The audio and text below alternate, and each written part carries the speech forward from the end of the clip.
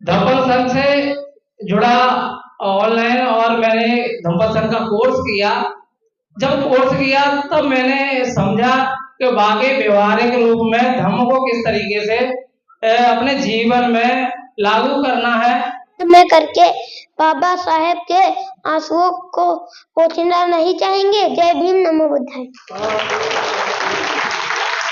बहुत बहुत धन्यवाद, बहुत बहुत साधुवाद। देखिए, ये हमारे धम्पल संघ की मेहनत है जो आज इन आचार्य, आदरणीय आचार्य अभय राणा जी के रूप में निकलकर आप सभी के समक्ष इन्होंने हमारे प्रथम वर्ष के कोर्स के कुछ अंश आपके सामने प्रस्तुत किए हैं और वो इस बात का सीधा सीधा उदाहरण है कि भारत इन्हीं आने वाली पीढ़ियों से बुद्ध में जरूर बनेगा।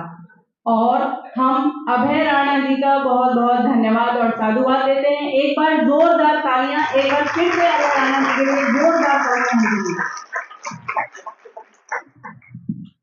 अब मैं आपके सामने एक और प्रस्तुति जो हमारे एक आदरणीय आचार्य भविष्य जी हैं उनको आमंत्रित करती हूँ कि वो आए और धम्पल संघ के विषय जो उन्होंने अपने तैयार किए हैं उस पर आपको वो अपना वक्तव्य देंगे और आप ध्यान से सुनिए कि धम्पल संघ कैसे कार्य कर रहा है और कैसे भारत बुद्ध में होने की तरफ अग्रसर हो चला है। एक बार जोरदार तालियों के साथ स्वागत करेंगे। सभी को जय भीम, नमो बुद्धाय। मैं धम्पल संघ का छोटा सा आचार्य भविष्य कुमार गौतम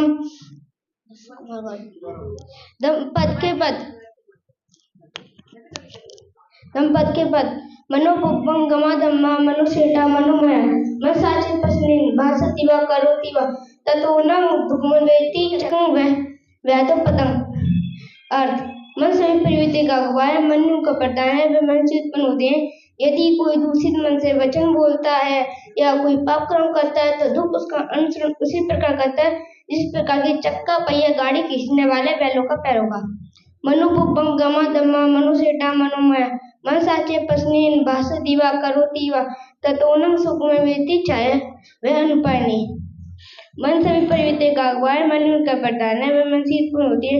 यदि कोई स्वच्छ मन से वचन बोलता है या कोई काम करता है तो सुख उसका अनुसरण उसी प्रकार करता है जिस प्रकार की कभी साथ में छोड़ने वाली छाया। अकोची मंग अब्दी मंग अजिनी मंग आसी में यह चेतंग उपनयंती वीरंग तेसु न सम्मति।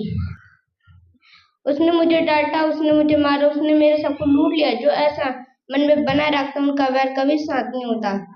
अकुची मंग अब्दी मंग अजिनी मंग आसी में यह चैतंग न उपनयंती वीरंग तेसु पसम्मति। उसने मुझे डांटा, उसने मुझे मारा, उसने मेरा सबको लूट लिया।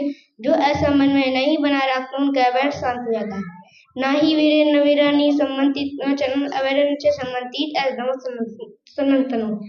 संसार में वैर से वैर कभी अंत नहीं होता, वैर से वैर का अंत होता है। यही संसार का सनातन नियम है। सभी को जय भीम, नमो बुद्धाय। बहुत बहुत धन्यवाद, बहुत बहुत साधुवाद आदरणीय जी, आपने बहुत अच्छी मेहनत की। देखो स्टेज पर अगर तो बड़े बड़े भी चल जाते हैं तो ये तो बच्चे हैं, लेकिन मैं आगरा से आचार्य अरुण कुमार गौतम आप सभी के सामने। और आप सभी सोच रहे होंगे कि मैंने अपने नाम के आगे आचार्य क्यों लगाया है, तो उसके विषय में सोचा थोड़ा सा बताना चाहूंगा। मैं धम्पल संघ से जुड़ा और मैंने आचार्य का कोर्स किया। धम्पल संघ से जुड़ा ऑनलाइन और मैंने धम्पल संघ का कोर्स किया। जब कोर्स किया तब मैंने समझा कि वाकई व्यवहारिक रूप में धम्म को किस तरीके से अपने जीवन में लागू करना है और जब हम इसका सही तरीके से अपने जीवन में लागू करके अपने जीवन को सुखी बना सकते हैं। तो धम्पल संघ से हमने कोर्स किया। तो जो उसमें जो गाथा है तीसरी वाली, अकोची मंग अवधि मंग अजीनी मंग आहासी में यह चेतंग उपनयंती वीरंग तेसंग न सम्मति।